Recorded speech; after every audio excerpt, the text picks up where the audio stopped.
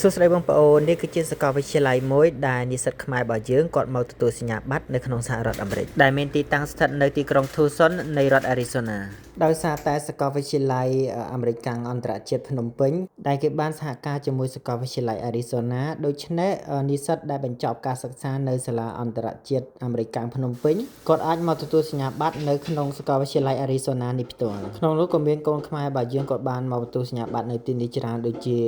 បងស្រីនីបងមេងហៀងហើយនឹងនិស្សិតយើងផ្សេងទៀតដែលខ្ញុំអត់ស្គាល់ឈ្មោះទេហើយកន្លែងនេះដែរគឺជាកន្លែងមួយដែលសិស្សនិស្សិតគេតែងតែមកថត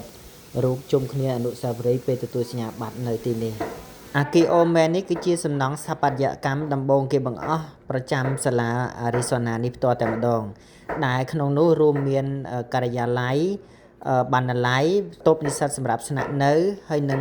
កន្លែងញ៉ាំអាហារផ្សេងទៀតនៅក្នុងទីនេះទាំងអស់តែម្ដងដូច្នេះគ្រប់និស្សិតទាំងអស់មុនការបញ្ចប់សិក្សាគេតែងតែមកថតរូបអនុស្សាវរីយ៍នៅទីនេះដោយសារនៅទីនេះអាចនិយាយបានថាវាគឺជាអគារដែលវែងចំណាស់បំផុតគឺជាបេះដូងនៃសាលាប្រចាំរដ្ឋ Arizona នេះផ្ទាល់តែម្ដងពិតជាមានមោទនភាពមែនទែនដែលកូនខ្មែររបស់យើងគាត់បានមកទទួលសញ្ញាបត្រនៅទឹកដីសហរដ្ឋអាមេរិកណាមិនងាយទេអ្នកបានមកដល់នេះសិតតែអ្នកដែលប្រកែអ្នកដែលមានសមត្ថភាពខ្ពស់ដែលអាចចូលមកដល់ទឹកដីសហរដ្ឋអាមេរិកនេះបានណោះ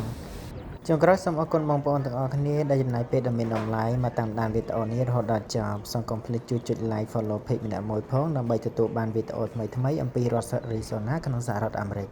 ជួបគ្នានៅវីដេអូក្រោយសូមអរគុណសូមជម្រាបលា